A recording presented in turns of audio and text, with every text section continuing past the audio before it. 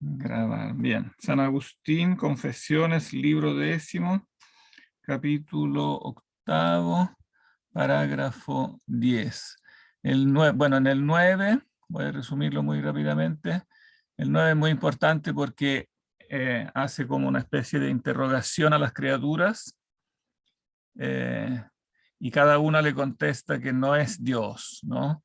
No es Dios, bueno, porque evidentemente cada criatura es limitada y en devenir, ¿no? Y por estas dos características de ser la finitud y la característica del devenir no puede ser originaria, tiene que tener una causa primera, ¿no? La interrogación es poética, pero el núcleo filosófico es claro. Después pasa de interrogar a las criaturas externas, pasa a interrogarse a sí mismo. Y en el sí mismo, en el yo, destaca el elemento interior, el hombre interior, ¿no? Que es una cita de San Pablo, que la indicamos aquí al lado. Porque el elemento interior lo que hace es juzgar, ¿no? De los datos que vienen de los mensajeros corporales, o sea, de los sentidos, como presidente y juez, ¿no? Entonces, la sensación no basta, evidentemente, para justificar el conocimiento. Se necesita un juicio interior. Y dentro del juicio se necesitan unos principios, lo que después Agustín llamará la luz del intelecto, o sea, un principio primero del intelecto que permite juzgar las cosas, un punto de referencia fijo, un parámetro, ¿no? Fijo que permite juzgar las cosas. Eso él lo llama, bueno, puede llamarlo intelecto, aquí lo llama hombre interior, que es el vocabulario de San Pablo, pero es lo mismo en definitiva que el alma. De hecho, después dice yo alma. Bien, sigamos entonces con el 10. Digamos, ¿tú quieres leer el 10?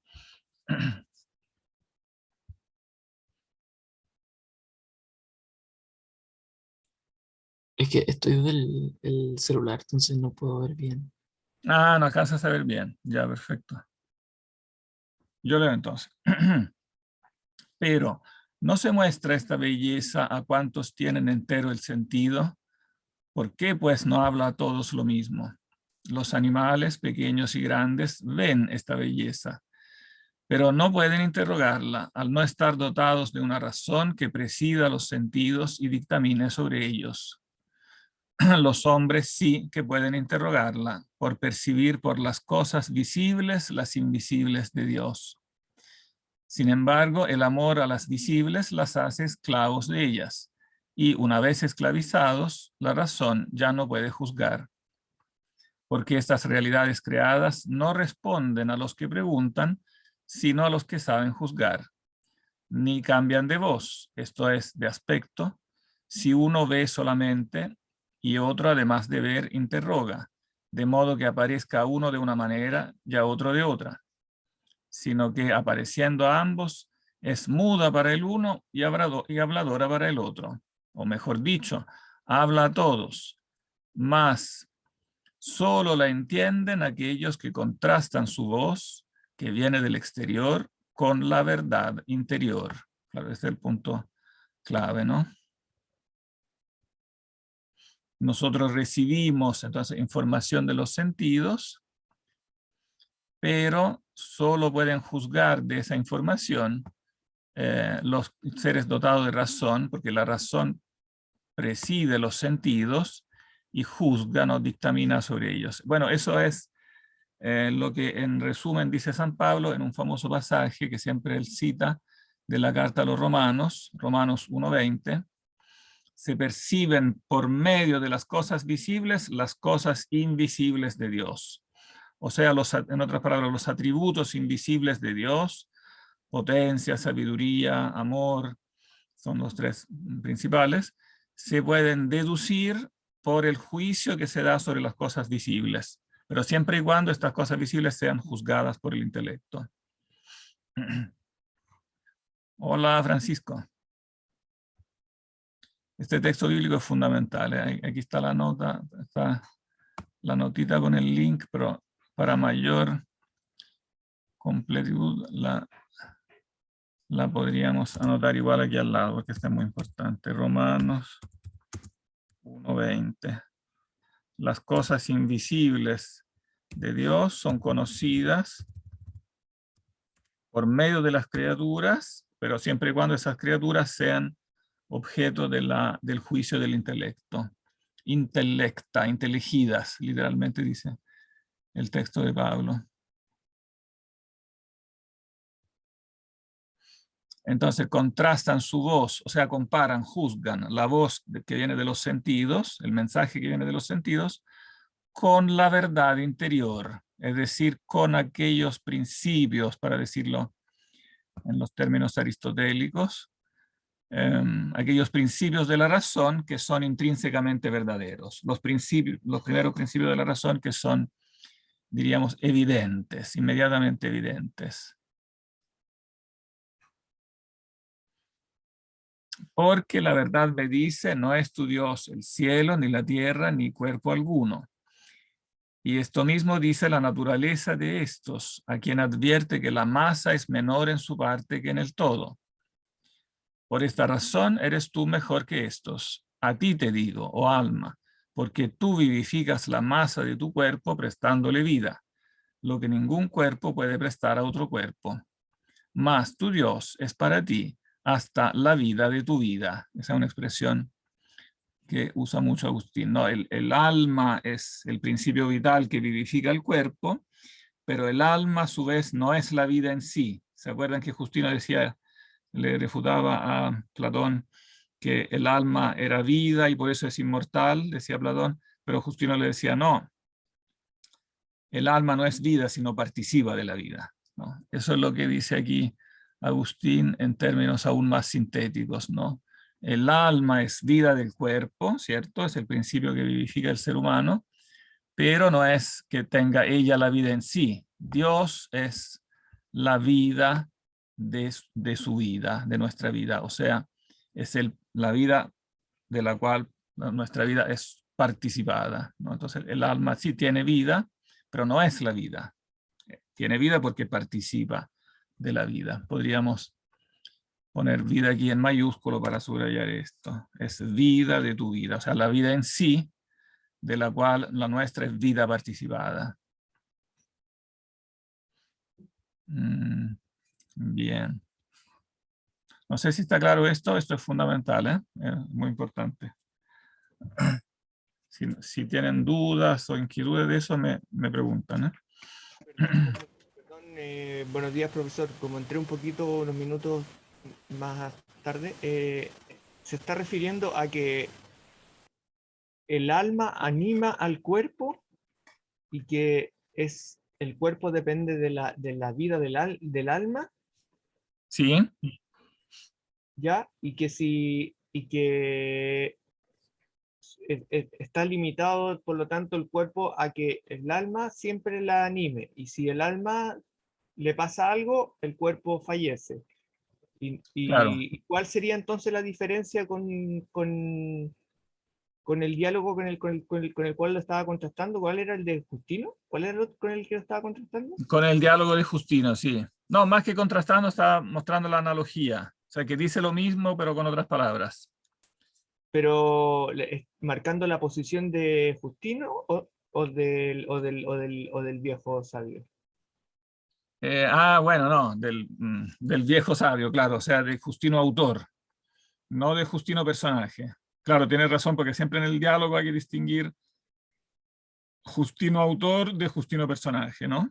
El Justino personaje es platónico. Él está narrando cómo él conversaba con ese viejo cuando él era joven y era platónico, ¿no? Entonces, Claro, él como porque ahí claro, el Justino joven presenta la postura platónica y el viejo lo corrige, ¿no? porque Pero ahí, el viejo en el fondo desdobla a Justino. El viejo es el Justino actual, es el Justino autor. claro, porque le cuestiona la teoría del alma que él traía de Platón. Se la Claro, la cuestiona demostración por de la el tema existencia, o sea, de la inmortalidad del alma, basada en el hecho que el alma es vida y por lo tanto no puede morir, ¿no? Pero Justino, el anciano le objeta, claro, es vida, pero no es vida en realidad. Tiene vida, o sea, no es la vida en sí, ¿no? Y entonces lo mismo que está diciendo aquí Agustín cuando dice que Dios es la vida de tu vida. O sea, la vida del alma humana no es vida en sí, es una vida participada, porque ella participa del devenir, ¿no? A pesar que es mejor que el mundo material, porque el alma también es espiritual, es simple, es racional, percibe las ideas, entonces tiene cualidades que no tiene la materia como tal, pero igual es una entidad en devenir. Entonces con este devenir delata que ella es creada, que ella no tiene vida originaria, que no es un principio, ¿no? Como Dios. Y entonces necesita a su vez de un principio, ¿no? Y este principio es Dios. Que es lo mismo, ese axioma es lo mismo que dice, que sostiene el mismo Platón, también está tomado de Platón. Todo lo que está en devenir no necesita de un principio. Solo que Agustín ese digamos, teorema se lo aplica con más coherencia al alma, ¿no? Claro, todo lo que está en devenir necesita un principio. Pero Platón no especifica, también el alma tiene un origen y un devenir, ¿no? En cambio, él especifica eso. También el alma tiene un origen y un devenir, por lo tanto, también es participada, ¿no? No es divina, no es Dios, sino que es participada. Ya, entonces para salir de la aporía que nos deja el problema de que si el alma pertenece a Dios y al fallecer tendría que volver a Dios, no podría morir. ¿Qué pasaría con eso significa, como dice en Justino, todas las almas sobrevivirían a la muerte? Entonces, no, porque algunas almas están en distintos grados, por decirlo así. Mm. Ah, claro, Entonces, porque Justino dice, no, esta parte la corrige Agustín, sí. Está bien que recuerdes eso, porque aquí sí hay una corrección.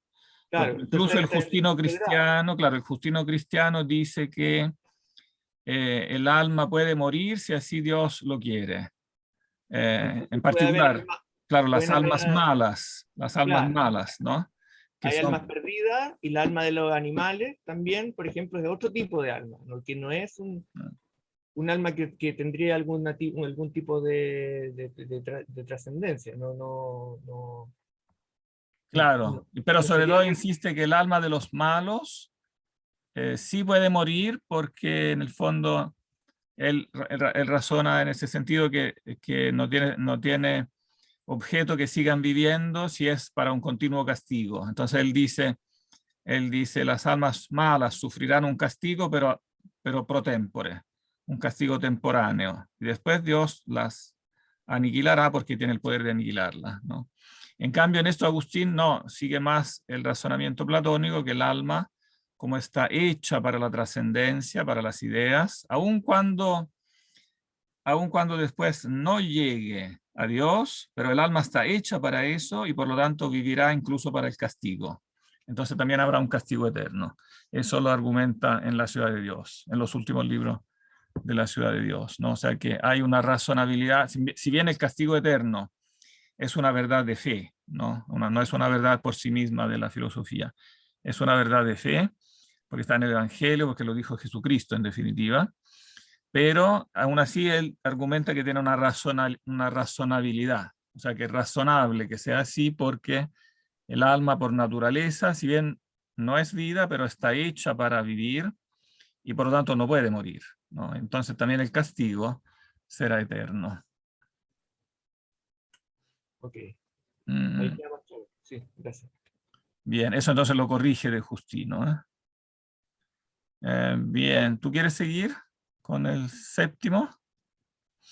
Sí, Francisco, porque Franco no tiene, parece que tiene dificultad de leer porque está leyendo en el teléfono. ya. No, sí, sí, sí, sí. Se escucha bien esto, ¿cierto? Sí, se te escucha bien. Ya.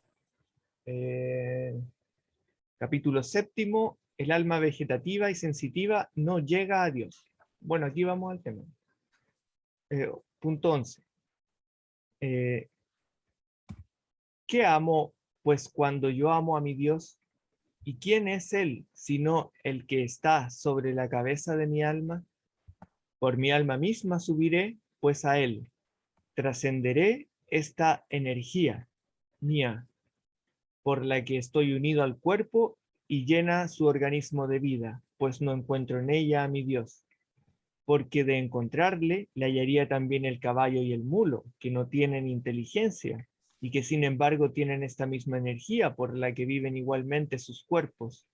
Hay otra energía por la que no solo vivifico, sino también sensibilizo a mi carne y que el Señor me fabricó, mandando al ojo que no oiga y al oído que no vea, sino a aquel que me sirva para ver, a este para oír, y a cada uno de los otros sentidos los que les es propio según su lugar y oficio, las cuales acciones diversas, las cuales acciones diversas las hago por su medio, yo que soy único espíritu. Pero trascenderé esta energía mía, porque también la poseen el caballo y el mulo, pues también ellos sienten por medio del cuerpo. Espera que aquí voy a hacer una corrección porque a veces los traductores piensan que es lo mismo decir ánimo, alma, espíritu, Sí. y aquí traduce espíritu, pero el texto dice animus. Ah, no, no. Entonces yo prefiero ponerlo más literal porque esos son términos técnicos. Sí, por supuesto. Ánimo, en masculino, porque también para él hay una diferencia entre ánima, alma, Claro. femenino, y ánimo, animus. Voy a poner en color azul las correcciones que yo hago del texto de la Bach. ¿Qué son los conceptos que después retomó Jung? Carl Jung trabajó con ellos, ¿no? ¿Quién? Carl Jung. Ah, Carl Jung. Ah, ya. Ah, bueno, pero claro, Él hizo toda una ahí, teoría del ánima y el ánimo y todo. claro, retomó eso, sí.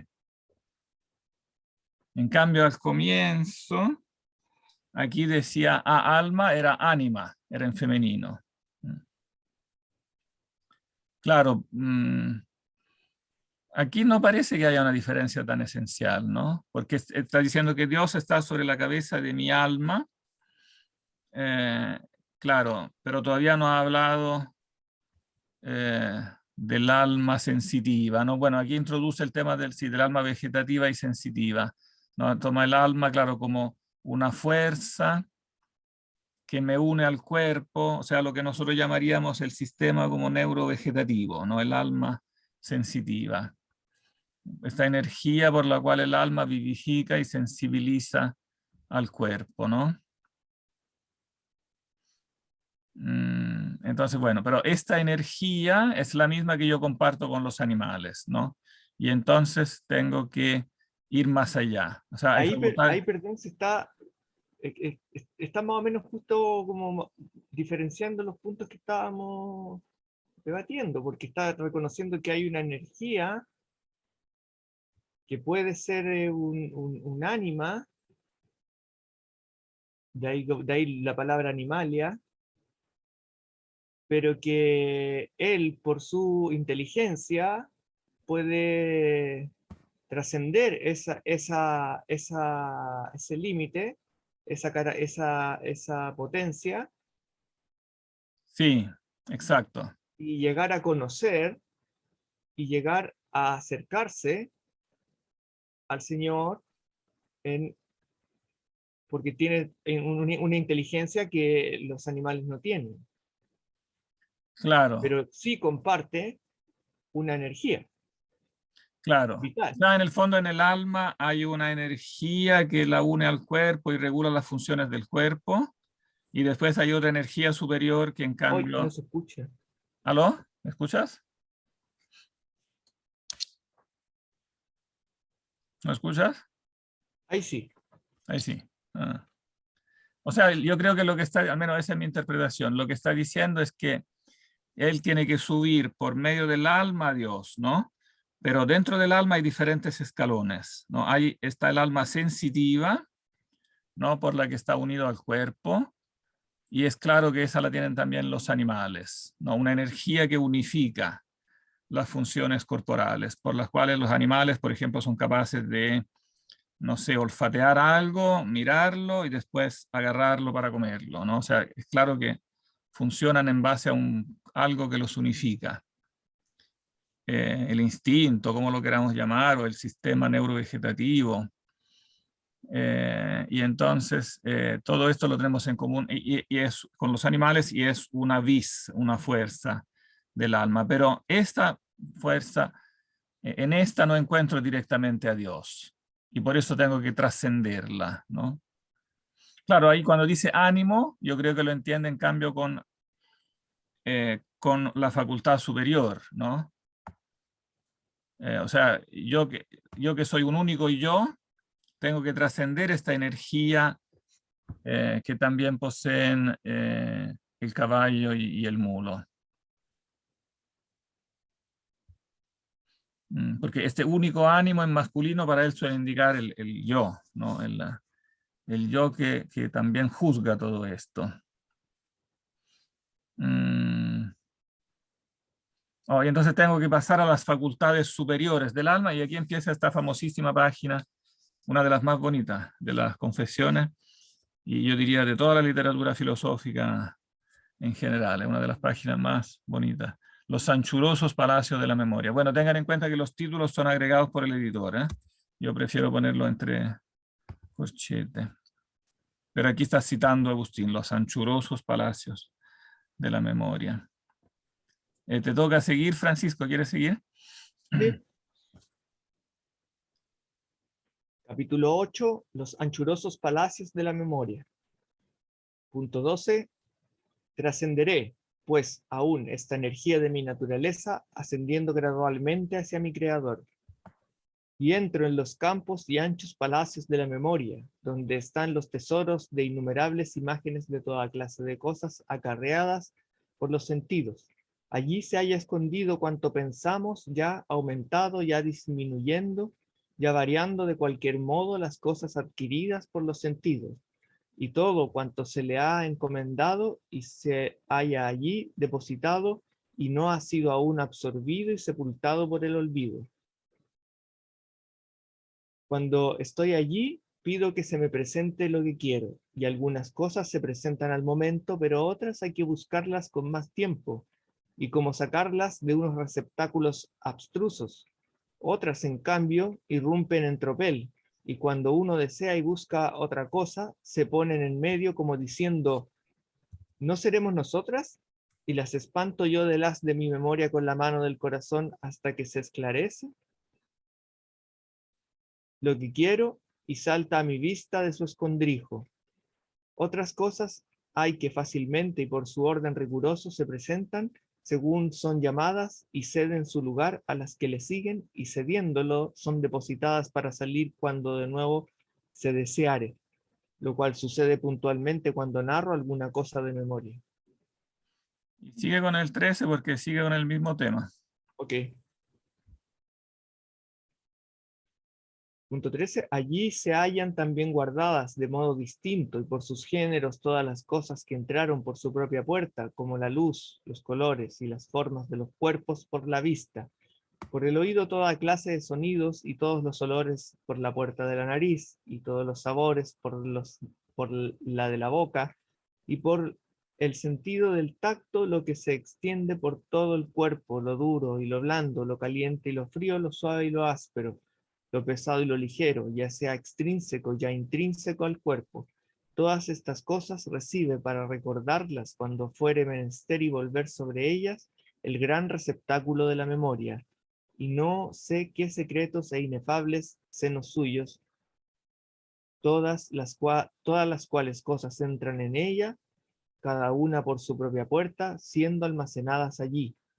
Ni son las mismas cosas las que entran, sino las imágenes de las cosas sentidas, las cuales quedan allí a disposición del pensamiento que las recuerda. Pero ¿quién podría decir cómo fueron formadas estas imágenes, aunque sea claro por qué sentidos fueron captadas y escondidas en el interior?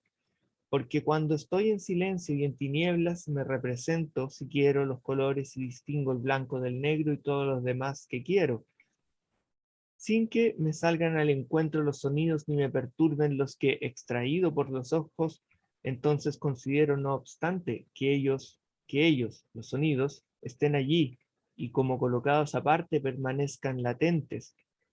porque también a ellos les llamo si me place, y al punto se me presentan, y como la lengua inmóvil y callada, la garganta canto cuanto quiero, sin que las imágenes de los colores que se hallan allí se interpongan ni interrumpan, mientras se revisa el tesoro que entró por los oídos. Del mismo modo, recuerdo según me place las cosas aportadas y acumuladas por los otros sentidos.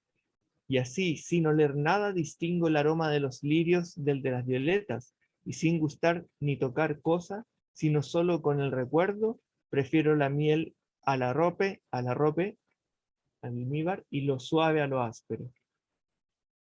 Sí. Oh, entonces, ¿qué es lo primero que se encuentra en la memoria? Hay como estamos diciendo, como un itinerario, ¿no? Entonces, lo primero que encontramos en la memoria, ¿qué es? Las cosas que han entrado por los sentidos, ¿no?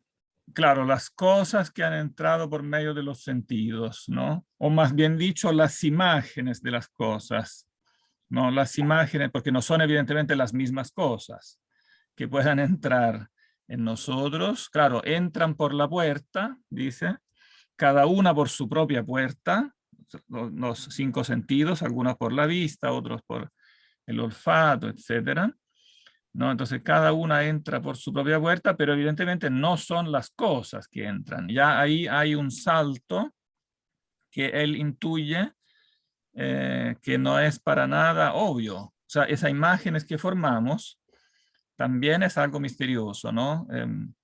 Muchos filósofos, no solo antiguos, sino que incluso modernos, como que dan por hecho casi como que la imagen que entra fuera una simple fotocopia, ¿no? de la cosa externa. Pero Claro, claro, él intuye que no, que es algo también ya en sí mismo bastante misterioso, ¿no? ¿Cómo dices?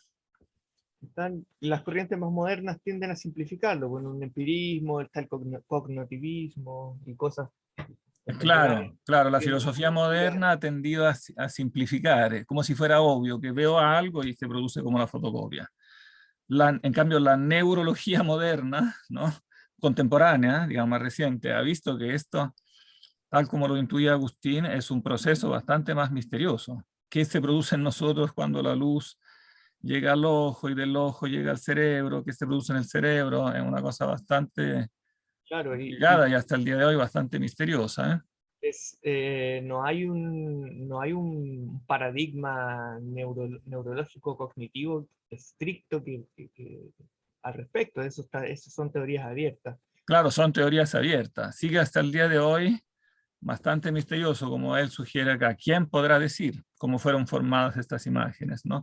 Pero lo que le queda claro es que estas imágenes son algo diferente a las cosas, ¿no? O sea, aun cuando es claro que hay una relación de causalidad, que de alguna manera las cosas son las que, digamos, es una causa, pero externa, digamos, pero también hay una causa evidentemente interior, que no es para nada fácil de dilucidar, que produce este producto, las imágenes interiores, ¿no?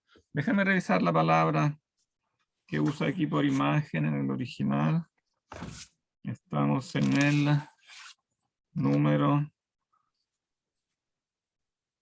¿qué número era? Número 13. Mientras tanto, me gustaría comentar la anécdota a propósito de eso, de las teorías cognitivas y neurológicas, de que hoy en día, de hecho, hay un gran catálogo de estudio de trasplantes de corazón que llevan incluido recuerdos. Y hay Ya. infinidad, son muchos casos de personas que han recibido corazones de trasplante que vienen con habilidades. ¿En serio?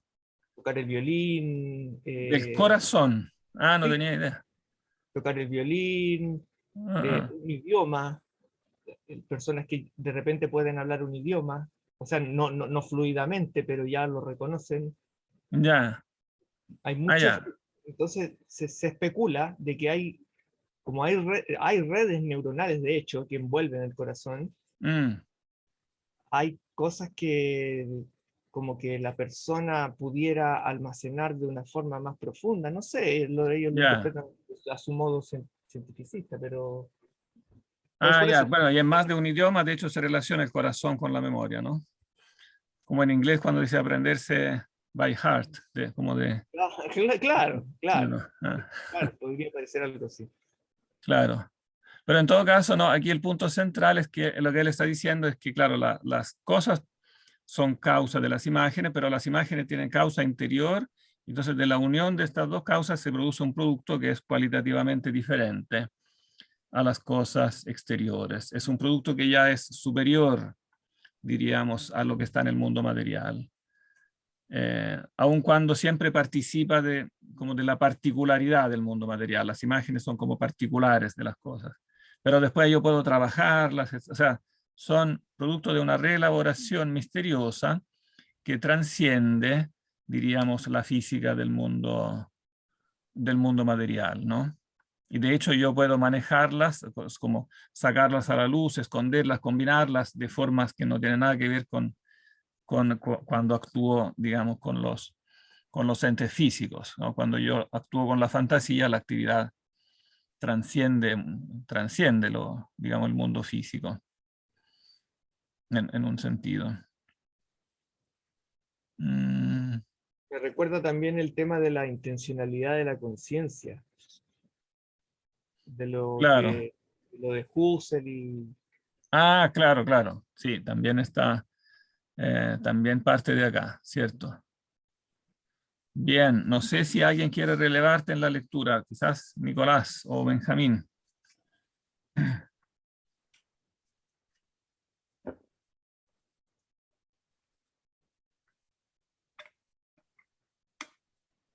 Yo puedo, profe, pero Nicolás, perfecto. llegué un poquito tarde. ¿En qué parte estamos? Estamos en el número 14. ¿Tú ves la Ya, pantalla? sí, la veo, la veo. O sea, el capítulo 8, número 14, donde dice, todo Ya, esto yo lo hago interiormente ya, en el aula inmensa de mi memoria. Todo esto lo hago yo interiormente en el aura inmensa de mi memoria. Allí se me ofrecen al punto el cielo y la tierra y el mar con todas las cosas que he percibido sensiblemente en ellos, a excepción de las que tengo ya olvidadas. Allí me encuentro con mí mismo y me acuerdo de mí y de lo que hice, y en qué tiempo y en qué lugar y de qué modo y cómo estaba afectado cuando lo hacía. Allí están todas las cosas que yo recuerdo haber experimentado o creído.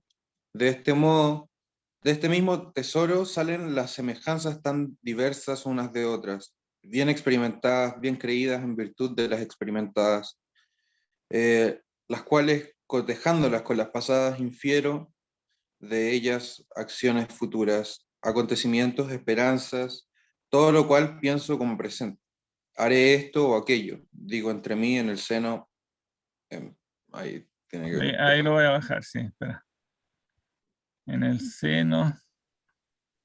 En el seno ingente de mi alma, repleto de imágenes de tantas y tan grandes cosas. Y esto o aquello se sigue. Oh, si sucediese esto o aquello. No quiera Dios esto o aquello. Esto digo en mi interior y al decirlo se me ofrecen al punto las imágenes de las cosas que digo de este tesoro de la memoria, porque si me faltasen, nada en absoluto podría decir de ellos.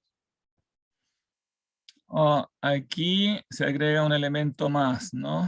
O sea, esta no es solo sensación, ¿no? Sino que aquí, sin decirlo explícitamente, pero ya ha dado como un paso más.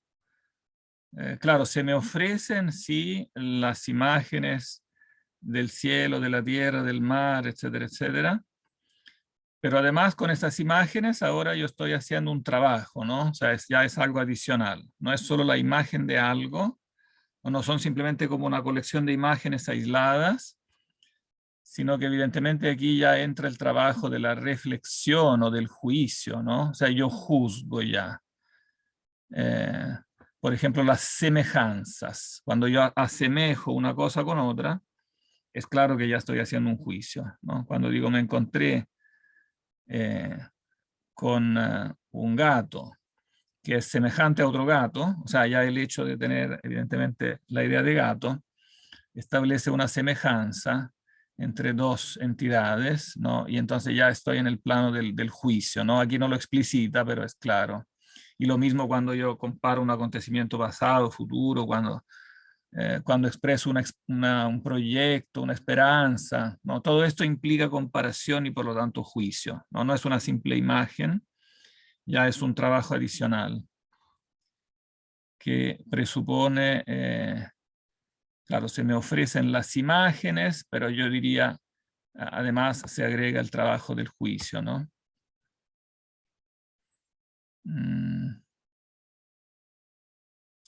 Sigue nomás con el 15, que es como el mismo tema. Ya. Grande es esta energía de la memoria, grande sobremanera, Dios mío. Santuario amplio y sin fronteras, que no ha llegado a su fondo. Pero con ser esta energía propia de mi alma y pertenecer a mi naturaleza, no soy yo capaz de abarcar totalmente lo que soy.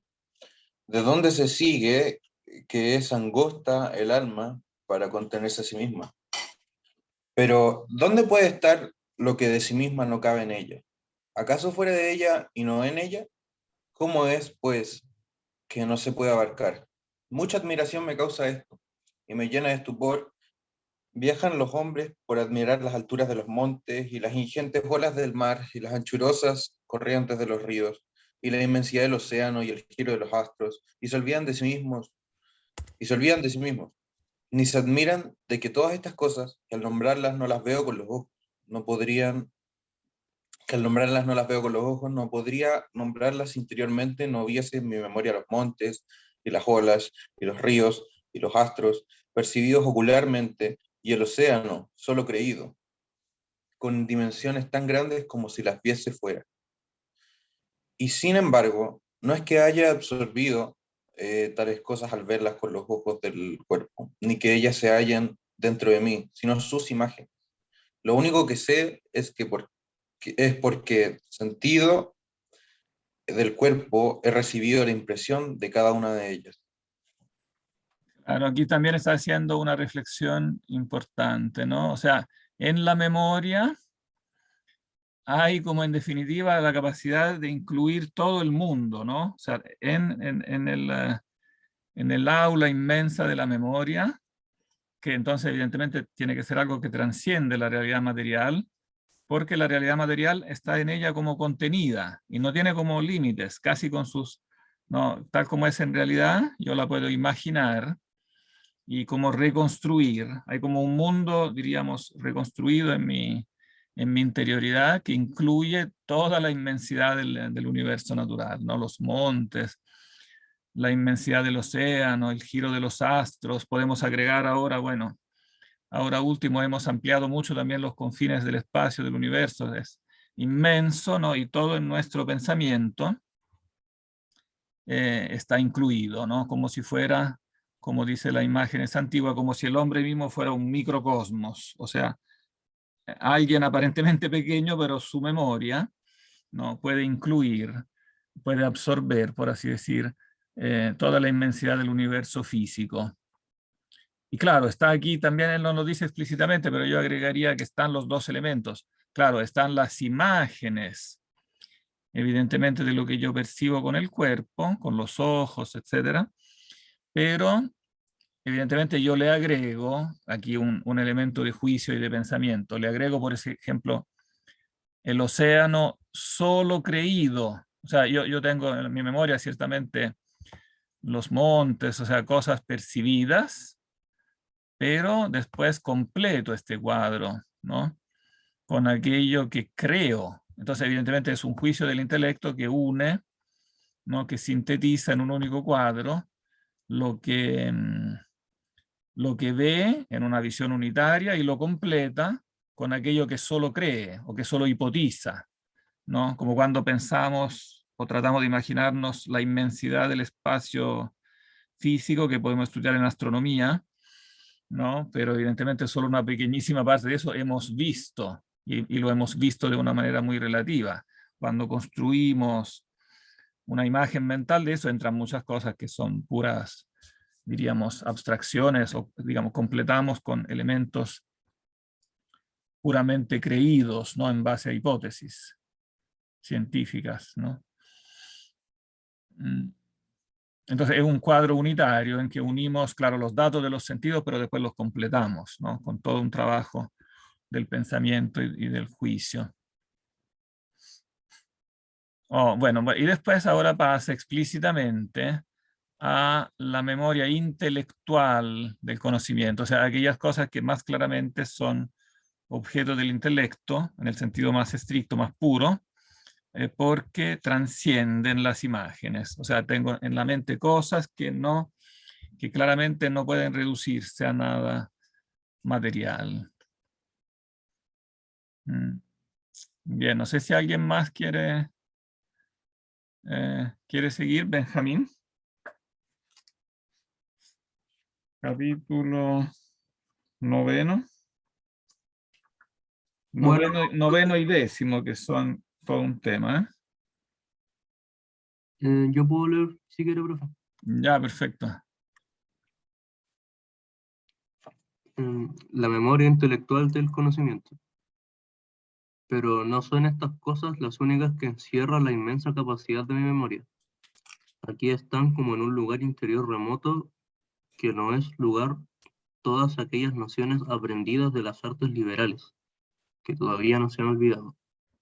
Mas aquí no son ya las imágenes de ellas las que llevo, sino las cosas mismas, porque yo sé qué es la gramática, la pericia dialéctica y cuántos los géneros de cuestiones, y lo que de estas cosas sé está de tal modo en mi memoria que no está allí como la imagen suelta de una cosa, cuya realidad se ha dejado fuera, o como la voz impresa en el oído, que suena y pasa, dejando un rastro de sí por el que la recordamos como si sonara, aunque ya no suene, o como el perfume que pasa, perdón, y se desvanece en el viento, que afecta al olfato y envía su imagen a la memoria, la que repetimos con el recuerdo, o como el manjar, que, no teniendo en el vientre ningún sabor ciertamente, parece que lo tiene.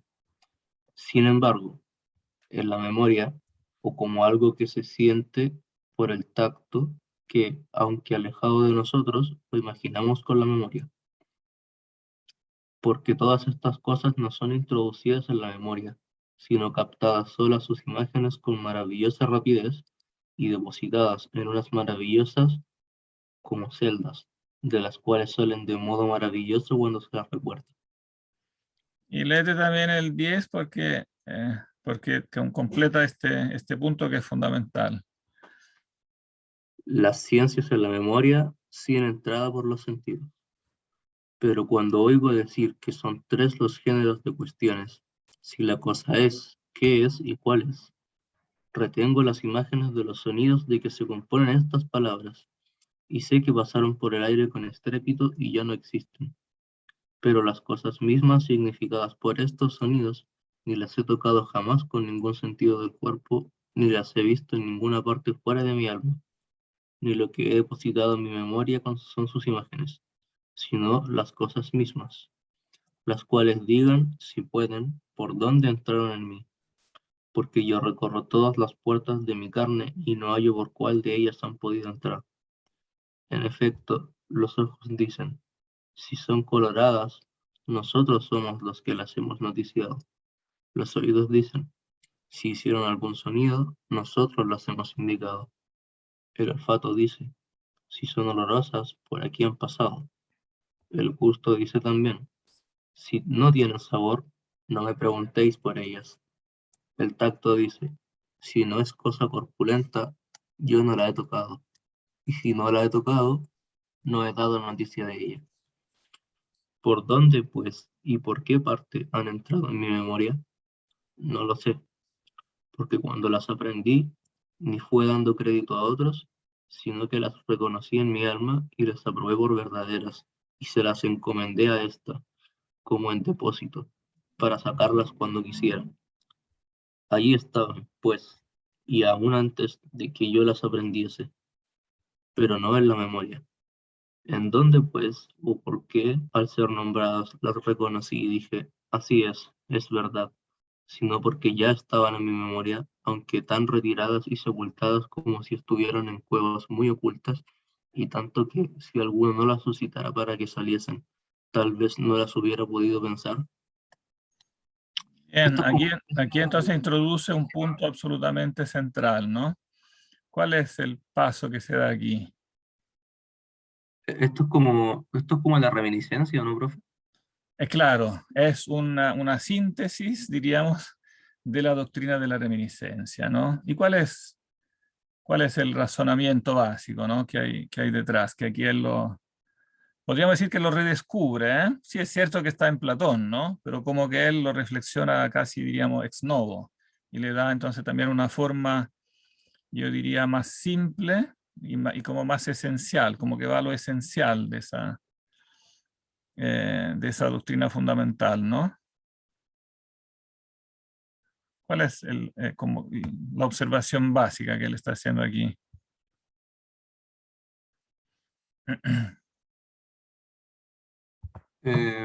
Lo que yo entendí es que él no logra aprender las cosas por las sensaciones, sino que de algún modo las cosas ya estaban en su mente antes de experimentarlas, y él se da cuenta que una vez que experimenta las cosas, la sensación de las cosas que está experimentando se desvanece y ya no existe más, pero el recuerdo permanece. Y de alguna forma él logra aprender mucho mejor las cosas con el recuerdo, con la memoria, que con las sensaciones. Entonces me imagino yo que llegará a la conclusión de que, claro, es Dios quien ha insertado de alguna forma ese recuerdo en su memoria y que de alguna forma él puede traer a la vida esos conceptos mediante la memoria. O sea, claro, digamos, o sea, él observa que hay ciertos géneros de cosas,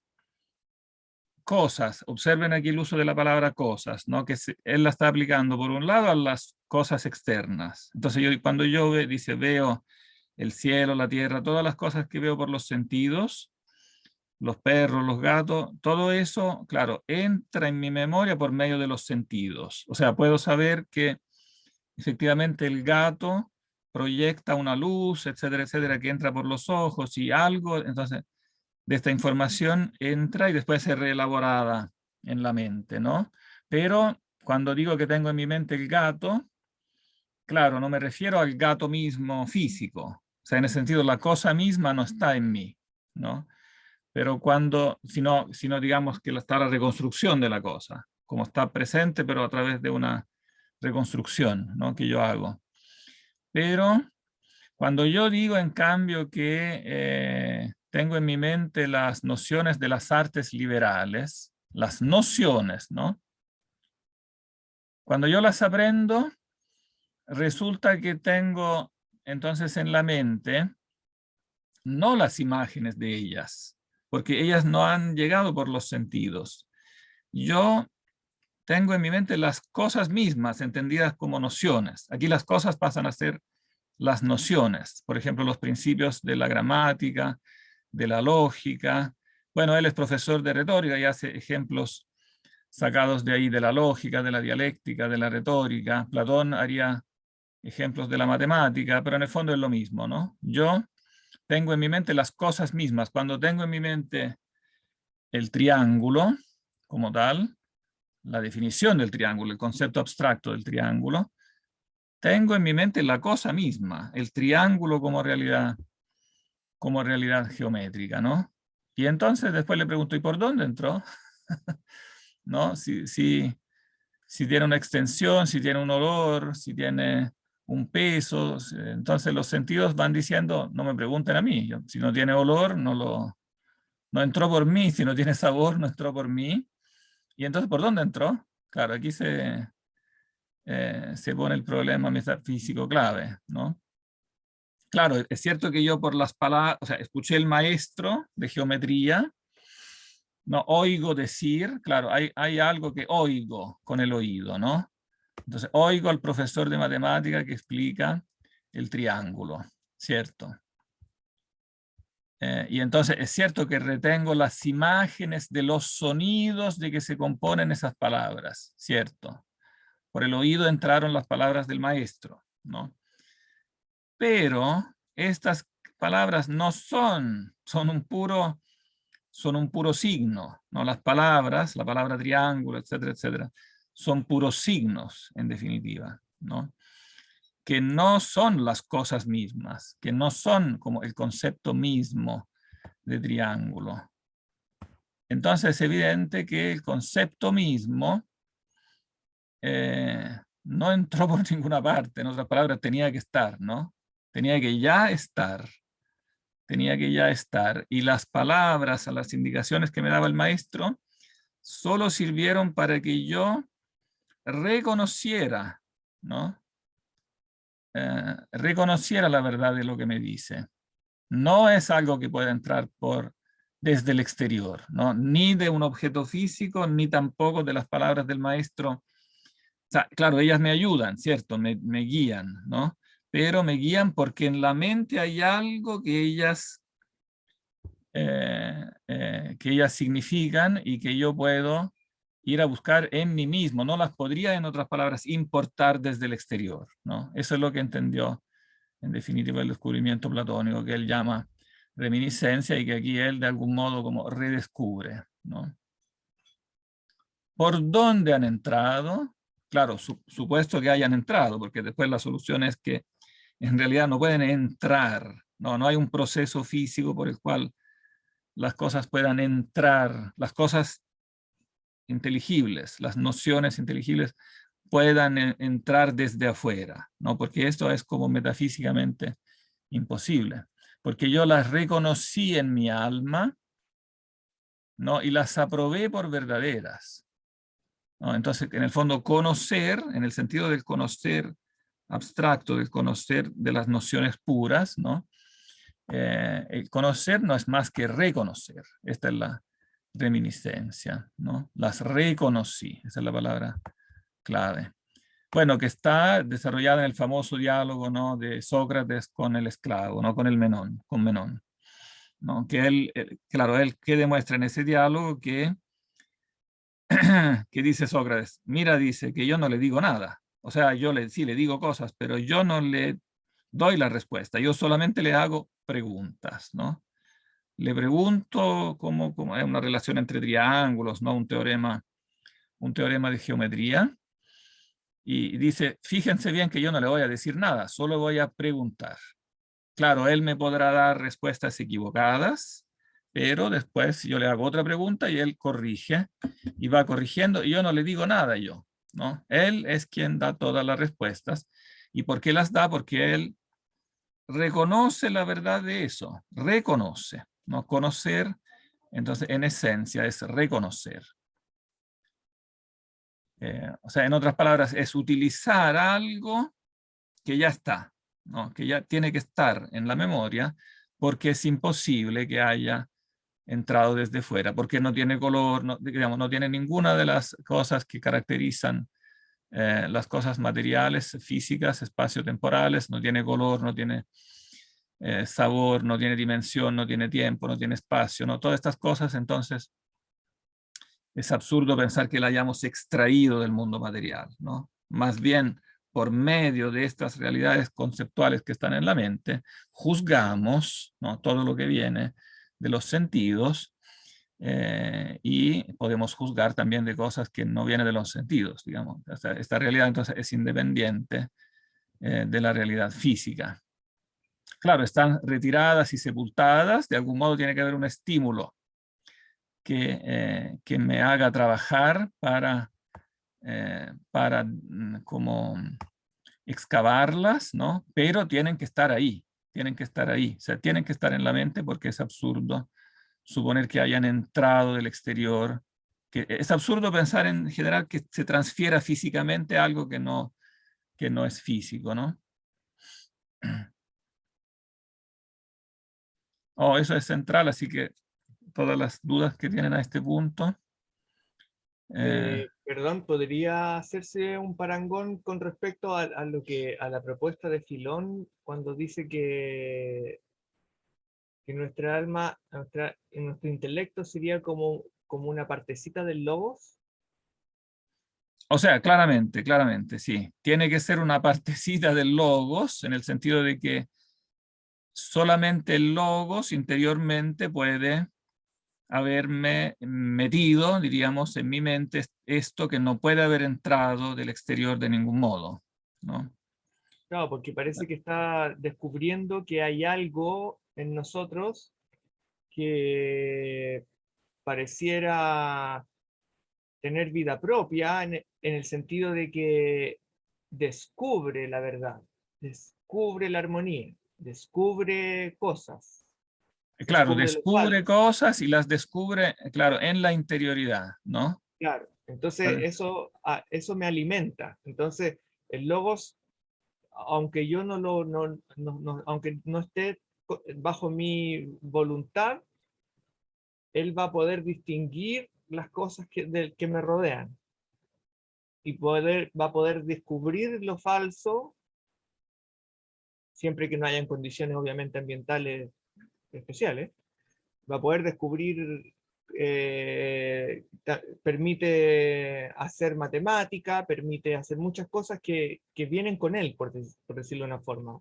La lógica del logos es algo propio de él, no es algo que hubiese entrado por algún lugar, como dice. Claro, es algo que tiene que venir en la interioridad y por tanto, en definitiva, tiene que venir por creación. Claro, por eso viene del logos, entendiendo el logos como en Filón, como logos creador, ¿no? Como en Juan, en definitiva, ¿no? Y entonces el logos que es creador es el único que puede haber sido el responsable de poner en la mente ya interiormente, como en la fábrica, en el disco duro, digamos, de nosotros, este algo que de ningún modo se explicaría que pueda llegar como a posteriori. Nicolás. O sea, sí, entendí. Básicamente está diciendo que las cosas inmateriales son conceptos innatos. O sea, ¿Eso es? claro, que tiene que haber conceptos, o más exactamente principios innatos, ¿no? Tiene que haber principios innatos por los cuales nosotros juzgamos todas las cosas, ¿no? Y entonces de estos principios después se pueden descubrir, digamos, o sea, se pueden utilizar para juzgar los datos que vienen exteriormente, y entonces esto lo podemos aplicar a lo que decía antes, como yo lo apliqué antes, ¿no? No es que lo haya inventado yo, simplemente apliqué, no, apliqué lo que decía después a lo que decía antes. Cuando pasa de considerar las imágenes como simplemente formadas a compararlas y a hacer juicios, por ejemplo, una montaña es más grande que otra, un gato es más negro que otro, etc. Cuando hacemos todo tipo de trabajo sobre los datos que vienen del exterior, estamos utilizando un principio, ¿no?, que él mismo no puede haber venido del exterior, ¿no? Como lo dice Platón, ¿no?, por ejemplo, en el Fedón, cuando dice lo grande y lo pequeño, ¿acaso están en las cosas? Claro, yo estoy comparando las cosas, pero alguna de ellas es grande en sí, ¿no? Lo grande,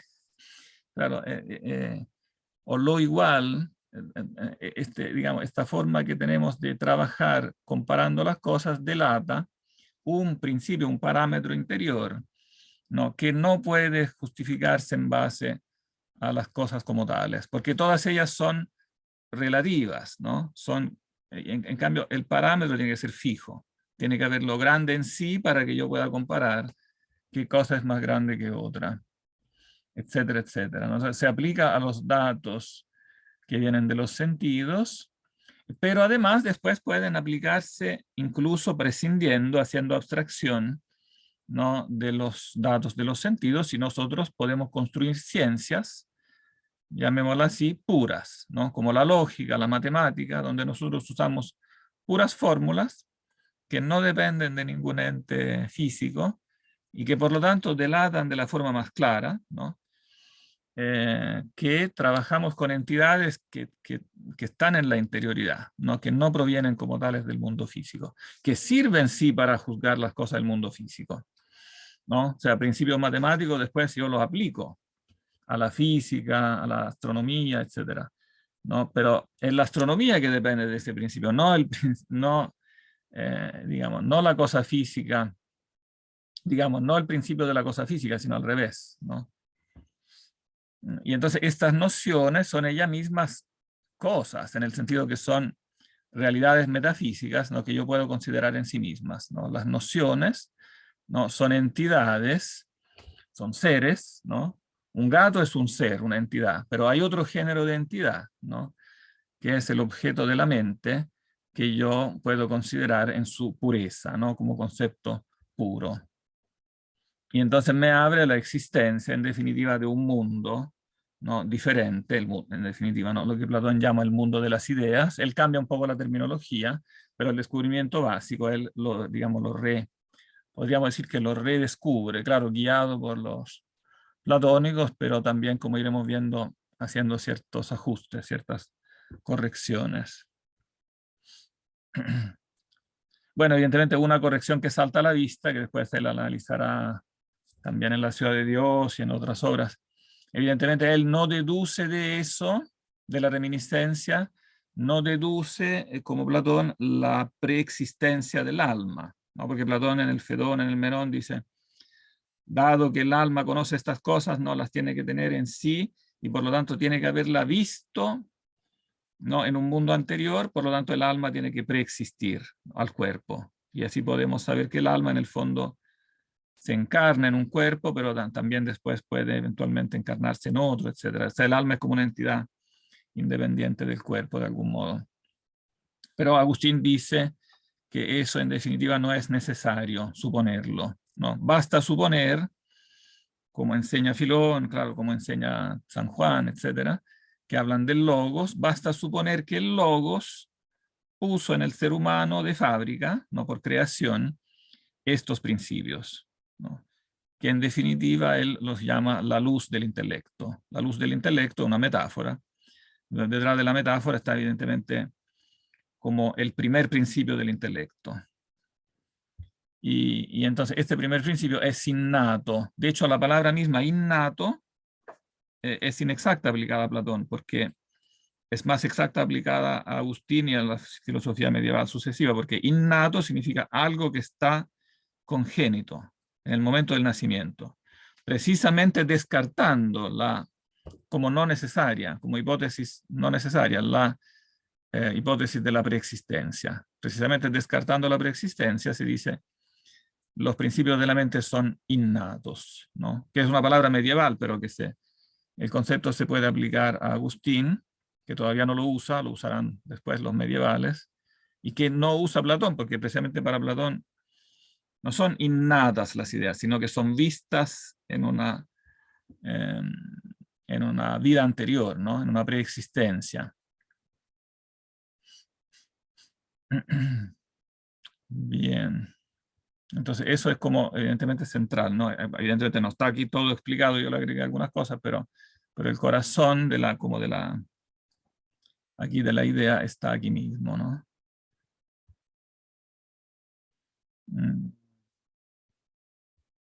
Como lectura al mar, como lectura complementaria para relajarse en el fin de semana, aquí pueden leer un pequeño librito de Agustín que explica bien esto, como con peras y manzanas, que es bien interesante.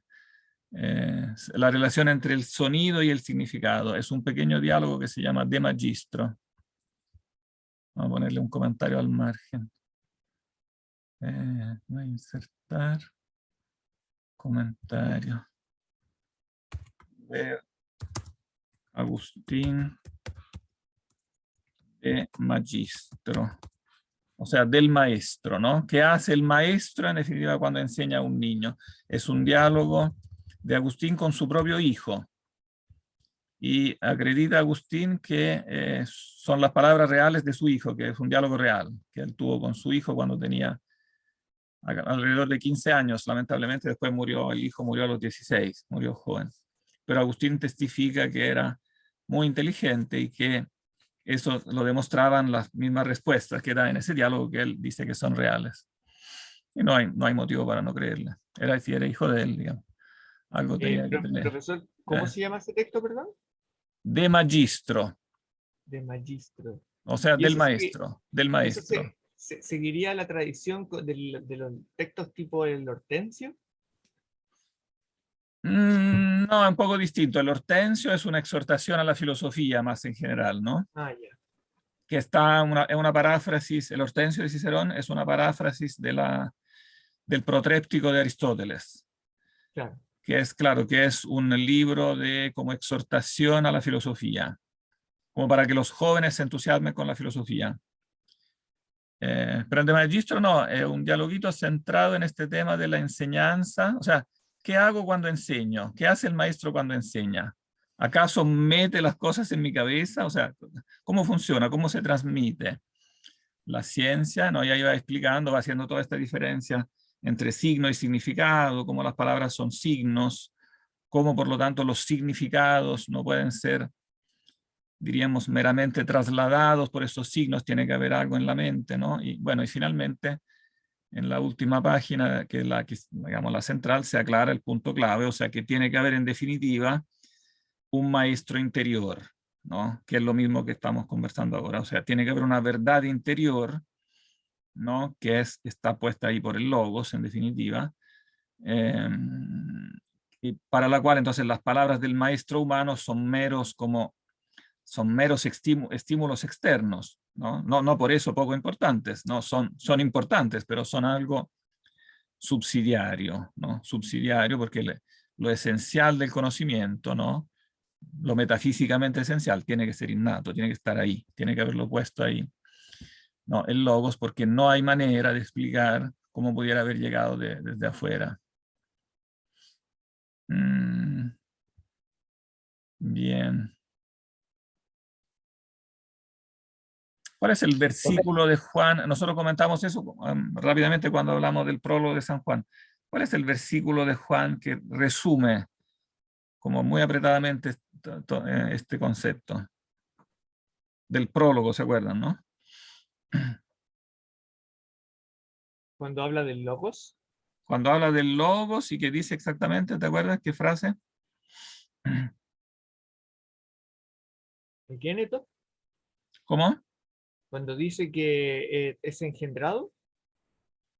No, Lo del principio, en Argeas Logos. no. Es cuando habla de la relación entre el logos y el ser humano. En un momento dado dice, Ah, la luz de. Cuando era claro, la luz. claro, el logos era la luz que ilumina a todo hombre que viene a este mundo, dice, ¿no? El logos era la luz verdadera, dice, ¿no? Que ilumina a todo hombre, coma, que viene a este mundo. O sea, la que viene a este mundo es la luz. Claro, y en él estaba la vida. Sí. Claro. Primero había dicho que en él estaba la vida y la vida era la luz de los hombres, ¿no? Y después dice, venía la luz verdadera que ilumina a todo hombre, que ilumina a todo ser humano, ¿no? Pantánthropon, ilumina, ¿no? Esta acción de iluminar es esto mismo, es poner en la mente el principio, digamos, de la noción primitiva, por así decirlo, que permite juzgar de las cosas externas y permite también trabajar en forma abstracta sobre nociones completamente abstractas.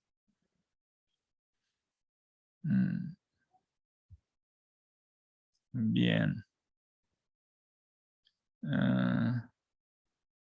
Sigamos, tenemos pocos minutos, pero sigamos un poco más. Aquí va como esto, es un poco más descriptivo, pero leámoslo porque es bonito igual.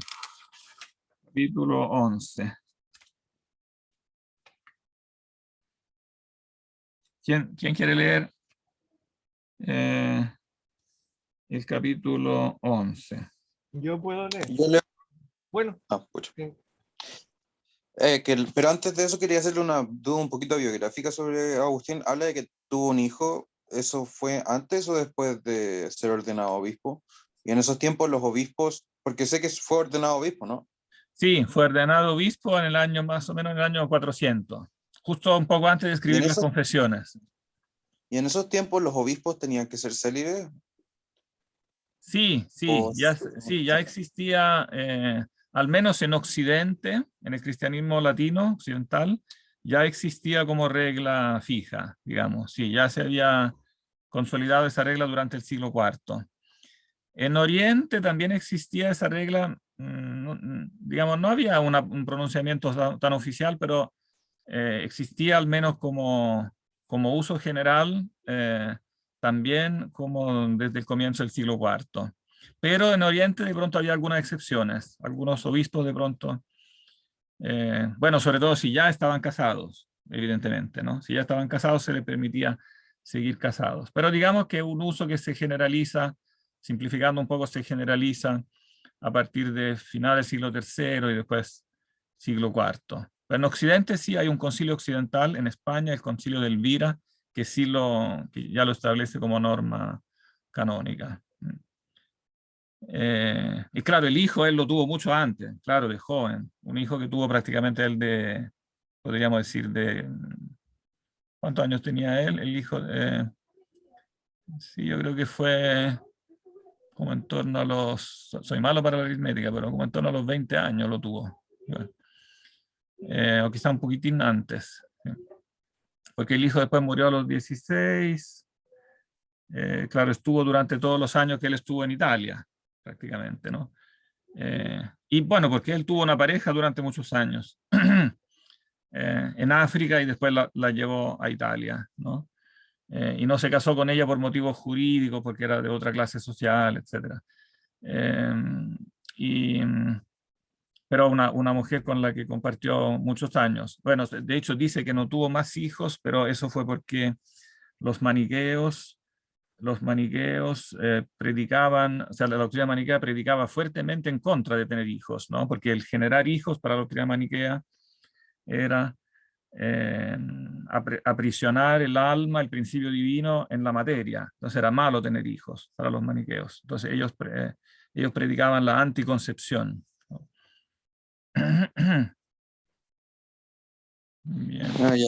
No. Entonces, ya leo del capítulo 9. Léete el capítulo, sí, 11 lee 11 y 12 porque tenemos poco tiempo. Léelos juntos porque son como el mismo tema. Ya. Por aquí descubrimos que aprender estas cosas, de las que no recibimos imágenes por los sentidos, sino que sin imágenes, como ellas son, las vemos interiormente en sí mismas, no es otra cosa sino como recoger con el pensamiento las cosas que ya contenía la memoria aquí y allí, y confusamente y cuidar con la atención que estén como puestas a la mano en la memoria, para que donde antes se ocultaban dispersas y descuidadas, se presenten ya fácilmente a una atención familiar. ¿Y cuántas cosas de este orden no encierra mi memoria, que han sido ya descubiertas y conforme dije, puestas como a la mano, que decimos haber aprendido y conocido? Y estas mismas cosas, si las dejara de recordar de tiempo en tiempo, de tal modo vuelven a sumergirse y sepultarse en sus más ocultos penetrales, que es preciso, como si fuesen nuevas, excogitarlas segunda vez en este lugar, porque no tienen otra estancia, y juntarlas de nuevo para que puedan ser sabidas, esto es, recogerlas como de cierta dispersión, de donde vino la palabra cogitare. Cogitare. Claro, coyuda sería de cojo como en español, coger, ¿no? Sería recoger, claro, pensar sería recoger, como juntar las nociones, no conectarlas. Porque cogito, pensar es frecuentativo de cogo, recoger, y como agito, agitar, lo es de hago, mover, y factito, hacer frecuentemente de hago, hacer. Sin embargo, la inteligencia ha vindicado en propiedad de esta palabra para sí, de tal modo que ya no se diga propiamente cogitari, ser recogido, de lo que se recoge, colligitur, esto es de lo que se junta, cogitur, en un lugar cualquiera, sino en el alma como es pensar, cogitare. Espera, que aquí hay un error, porque dice agito de hago, mover, y factito de faccio, no de hago. De faccio, hacer. Sin embargo, la inteligencia ha vindicado en propiedad esta palabra, o quizás reivindicado, decimos nosotros. Reivindicado en propiedad esta palabra para sí. Claro, de tal manera que cogitari, como recoger en este sentido, se dice solo en el sentido del pensar del alma, ¿no? Y léete el 12 también. También contiene la memoria de las razones y leyes infinitas de los números y dimensiones, ninguna de las cuales ha sido impresa en ella por los sentidos del cuerpo, por no tener color, ni sonido, ni olor, ni haber sido gustadas, ni tocadas. Oí los sonidos de las palabras como que fueron significadas cuando se disputaba de ellas. Pero una cosa son los sonidos, otra muy distinta a las significaciones. Porque aquellos suenan de un modo en griego y de otro modo en latín, mas estas ni son griegas ni latinas ni de ningún otro idioma. He visto líneas trazadas por arquitectos tan sumamente tenues como un hilo de araña, mas aquellas, las matemáticas, son distintas de estas, pues no son imágenes de las que me entran por los ojos de la carne, y solo las conoce quien interiormente las reconoce, sin mediación de pensamiento alguno corpóreo. También he percibido por todos los sentidos del cuerpo los números que numeramos, pero otros muy diferentes son aquellos con que numeramos, los cuales no son imágenes de estos, poseyendo lo mismo un ser mucho más excelente. Ríase de mí al decir estas cosas quien no las vea, que yo tendré compasión de quien se ría de mí. Sí. Bueno, aquí vuelve a ilustrar, ¿no?, un poco el concepto de base. Claro, primero el concepto básico que, claro, aprender estas cosas, ¿no?, las nociones abstractas de las que no recibimos imágenes por los sentidos, sino que nosotros las vemos en nosotros sin imágenes, como ellas son, ¿no? Las vemos interiormente en sí mismas, ¿no? El triángulo, etcétera, etcétera. Todo eso entonces lo recogemos. No, todavía no ha hecho aquí los ejemplos matemáticos, vienen un poquito después, ¿no? Pero es el mismo tema. Entonces podemos, bueno, con la mente, después evidentemente estas realidades, estas entidades lógicas, digamos, que están en la mente, las podemos después combinar, recoger, reunir, etcétera, combinar mediante la, digamos, la abstracción.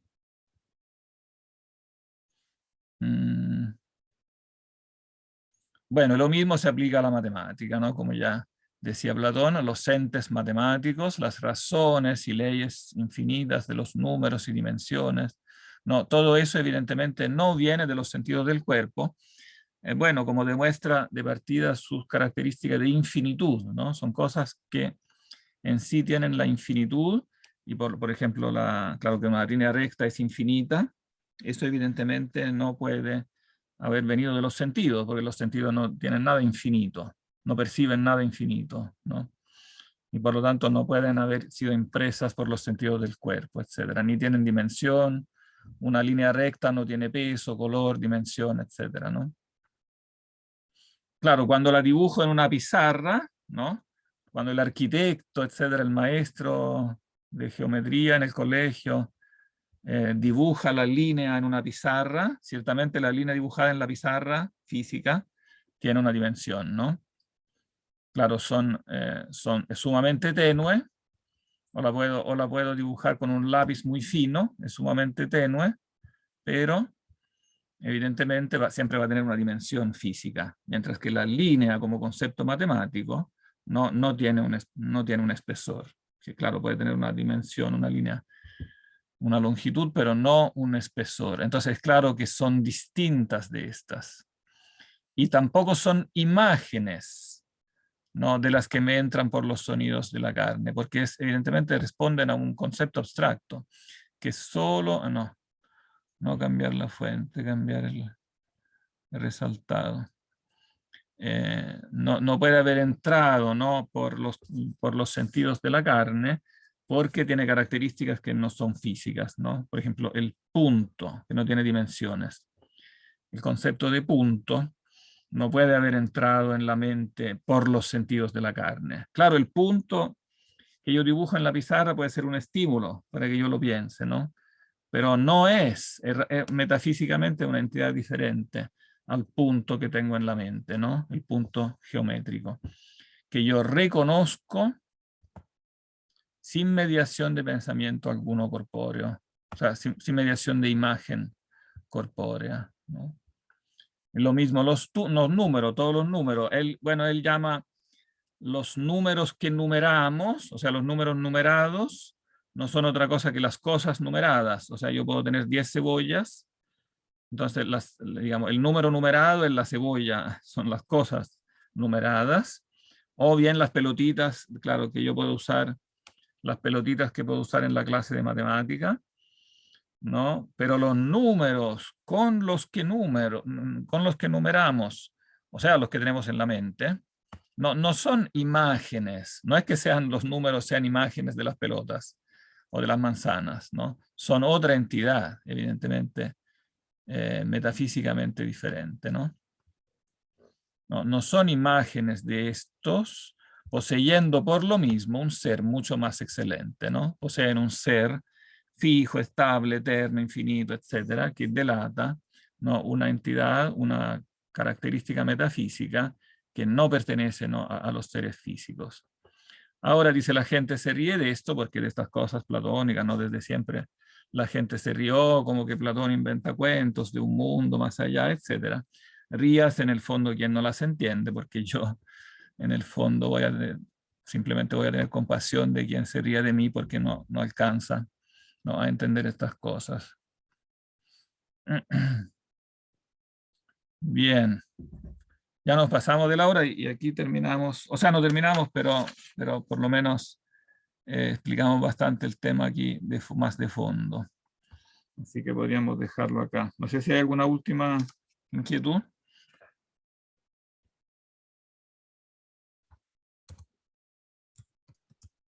No de momento, profesor, No. por lo menos de mi parte. Perfecto. Bien, ahí piénsenlo con calma y ahí anoten las inquietudes. Vamos a dejarlo aquí entonces. Bien, un gusto entonces. Y hasta pronto. Ojalá que la próxima vez ya nos veamos en persona. Perfecto. Bueno, muchísimas gracias. Gracias a ustedes. Chao, profe. Chao, que Y a estén los- bien. y al compi presentes también, todo. Gracias. Chao a todos. Chao.